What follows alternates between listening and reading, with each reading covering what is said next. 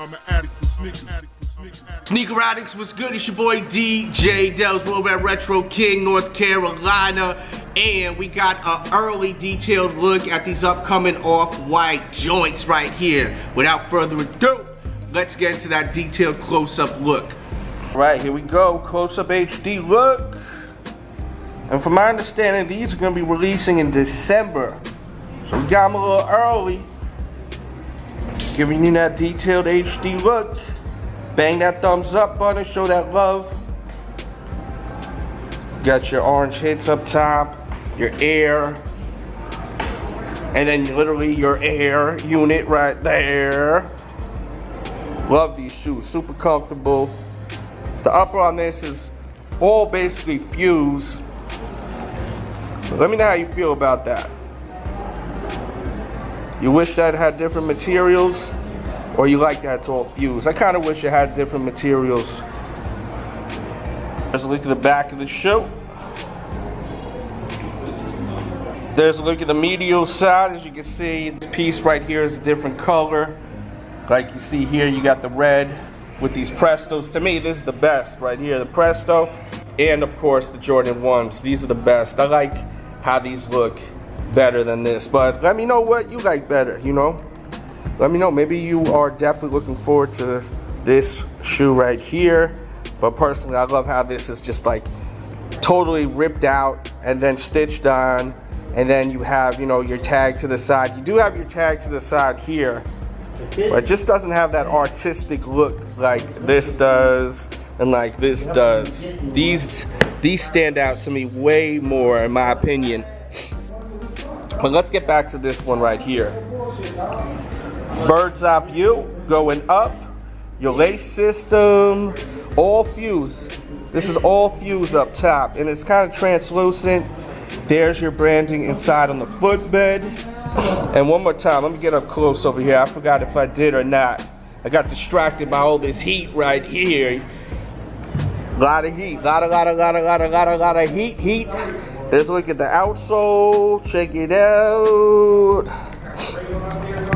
These are dope. These shoes are dope right here. I'm mad I slept on these Jordans. I shouldn't have slept on these, man. These are really dope.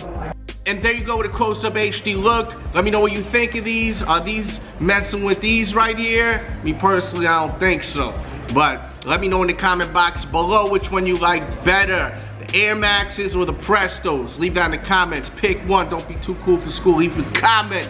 Show that love. And make sure to pick up the newest Sneaker Addict t-shirts. They will be linked in the description box below. If you love my talk, make sure to go to patreon.com/DJ Delz and do an hour podcast every single week with a giveaway once a month, and the podcast includes Q&A. So make sure to check out patreon.com/DJ Delz. I did a detailed review on these already, so if you want to see that video, check that out. Much love. Patreon family.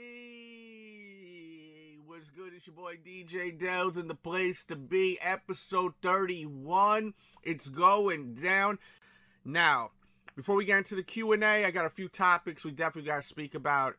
Of course, last week, we had the UFC pay-per-view, and I'm not the biggest UFC guy, so I'm not going to act like I am, but when it comes to the big fights, I always watch them. The people that are entertaining, the people that not only can fight great, but also have that swag, that energy that cuts them promos, like wrestling. I mean, let's get real. I'm a big wrestling fan. A lot of us are. So we like to see the Colin McGregors talking that talk, you know, walking that walk. And it was highly entertaining. I got to say, man, this was a really entertaining card. That dude, Derek Lewis, wow. I mean, the way he clocked that dude, he's no joke, man, for real. No joke. Crazy, crazy match. Knocked him right out. Then I gotta say, the Ferguson versus Pettis match was fantastic. It was a short match, but it was great, man. There was bloodshed on the ground, and it sucks that they had to stop the fight. Basically, the dude Pettis, he clocked Ferguson so great. And he definitely shook up Ferguson. I know in the post interview he was kind of acting like it wasn't affecting him at all, but he was shooken up. But he hit him so hard he broke his hand. I mean, that's crazy, right? He said he broke his hand, so they had to stop the fight. I'm a little unsure if he really broke his hand, but he said in the match that he broke his hand. They had to stop the fight in between rounds. He was bleeding really bad from the head. He got a really deep split on like the upper forehead corner where his hairline was starting. I mean, it was a bad cut. So there was bloodshed all over the fucking mats. They were like two savages. When they seen the blood, it seemed like it really excited them, and they really started even going in even more. And it was a sick match. I highly recommend you watch the Tony Ferguson versus Anthony Pettis match if you haven't seen it. And I really hope for a rematch on this. I know a lot of people are talking about rematches with the actual Khabib match with Conor McGregor, but to me, I would rather see a rematch with Ferguson and Pettis. They just really had a great fight, man. It was pretty awesome. It was really awesome. Sometimes, you know, UFC fights, they bore me. That's my problem with UFC. The match before that with Reyes kind of bored me. You know, that's just me, you know, but the match with Ferguson and Pettis, that was just action-packed. The actual energy in that ring was so fucking sick. Like, they were like talking shit toward each other, and it was fun. They have to have that in UFC for me to be into watching UFC. It's got to be more than just technical shit. It's got to be entertaining. It's got to be action-packed.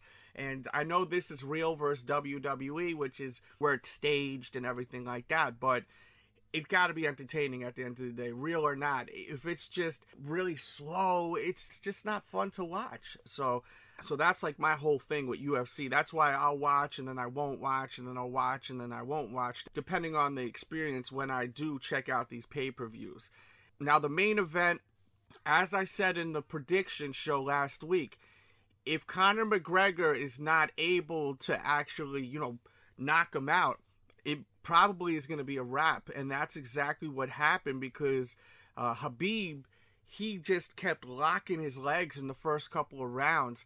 And I hate that kind of shit, like where it's not like a real fight. As I was saying, I want to see action.